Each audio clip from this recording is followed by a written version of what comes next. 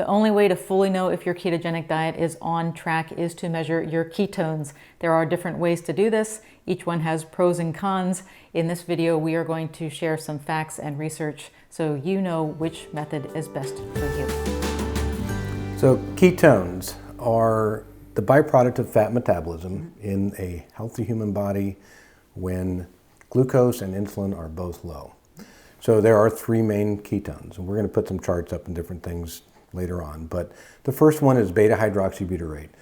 You shouldn't say the first one. That's the most important one. That's the one that's in your bloodstream. That is the one that your body's tissues, some of your body's tissues, can use for energy in place of glucose when glucose is not around. The next one is acetoacetate. Now this one is actually the first one that's produced in the process. It is typically excreted through the urine, filtered through the kidneys, excreted through the urine, and then some of it can actually be converted into acetone and CO2, which is exhaled through the lungs, then your breath. And that is number three, acetone. So beta-hydroxybutyrate, acetoacetate, and acetone, three main ketones. Right, so let's start with the acetone, which you breathe out. So as Keith said, there's three different types of ketones, and they're detected basically in different areas, right? So beta-hydroxybutyrate is your blood, acetoacetate mostly in the urine, and the acetone you breathe out. We have meters to test all three of these methods. The ketone breath meters. These are testing the level of acetone. A pro of these is obviously that they're easy to use, right? You are literally breathing into a meter. The cons are that cheap brands aren't worth much, and if you want a good brand, you're going to be paying for it. For instance, when these first started coming out, because acetone is a waste product, basically, it was a little bit hard to capture that and have a true reading of where your ketones were. When these first came out, they were basically just glorified breathalyzers because they were measuring alcohol. Right, so these were kind of repurposed from the breathalyzers that police would use. Mm-hmm. In the consumption of alcohol, you can sometimes have ketone or acetone, in the breath because of that. So these breath meters would measure that. Now, police were, very well educated that they had to be aware of if they were testing somebody who was diabetic and could be going into, a danger zone there with that they could be getting that presence, and it would look like, this person was drinking alcohol when actually it was the acetone. So that is, it is a waste product. So another thing that these cheaper meters that are billed as ketone meters might be looking at is carbon dioxide. So if you're on Amazon and you're looking at these meters and you're looking at, you think, oh, this is less than $100. Well, check what it's measuring. It might be checking carbon dioxide rather than ketones. Now that'll give you some indication of what your body's burning, carbohydrates or fat, but it's not going to give you an accurate ketone reading. Right. If you want to experiment with a ketone breath meter, and we will be doing this on our channel at some point here soon. You might want to look into BioSense has one that is showing some promise, and these meters are coming along. They just aren't quite there yet. We kind of keep waiting for the technology to catch up and the price to come down a little bit too on these things before we actually dive in and test one and recommend it, or not. Yeah. And so what we're going to look at here on this video is the kind of the entry level ways that most people will check their ketogenic diet to see for the presence of ketones. And the first we're going to talk about is urine strips. Urine strips. Easy, really affordable. Yeah. Like 100 of them cost about $10. $10, yep.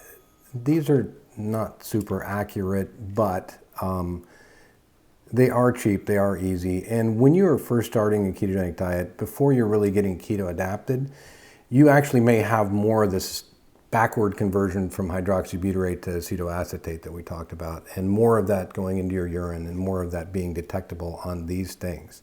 But as time goes on, it's been my experience that, once you do get keto adapted, these things don't really show much of anything anymore, because most of what you're seeing in that conversion is going from acetoacetate all the way down to beta hydroxybutyrate, because it is a downward conversion, it's downhill.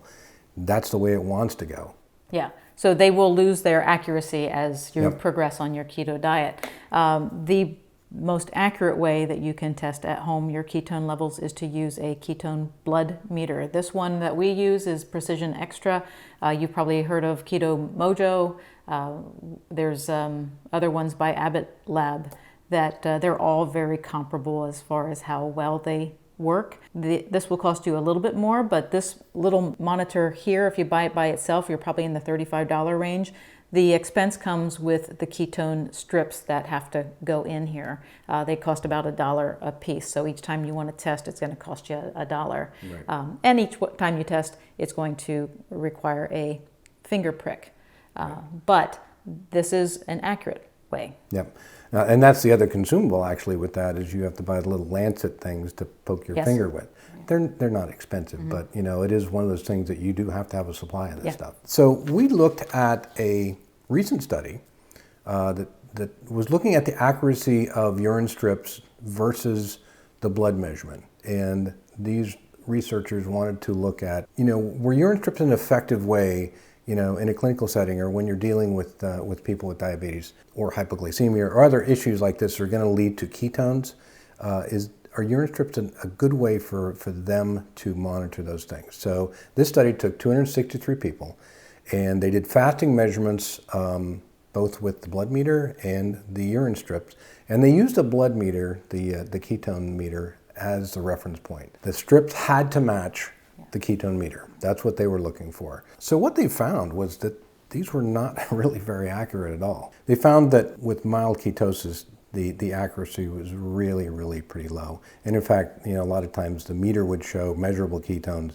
The strips would be completely negative. The other problem with this that I've always had is that it's very subjective. You dip this in some urine and you wait, whatever it is, I can't remember what it was, a couple minutes. And then you have to match the color to the color chart on the bottle, and that becomes very subjective. If you're not quite there or not quite there, and if you look at the negative and the trace, which is 0.5, which, would be ketosis, right? It's almost the exact same color. Mm-hmm. But they are very subjective, and it is difficult. Yeah, they will work a little bit better the deeper in ketosis you go, but still they're not. Yeah.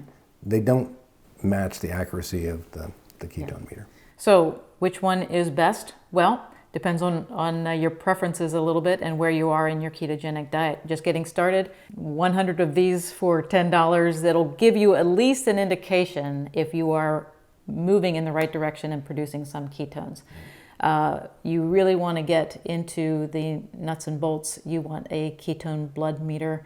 This will cost you about $35 and $1 a strip, but it will give you the most accurate measurement. And we can't rule out the ketone breath meters. They're coming of age for sure, but to get started with them, you're going to be talking in about $300 range. So I hope that gives you some ideas of where you would like to get started. Thanks so much for watching. Anything to add? I don't have anything to add. All right. Hey, have a great week, and we'll see you in the next video.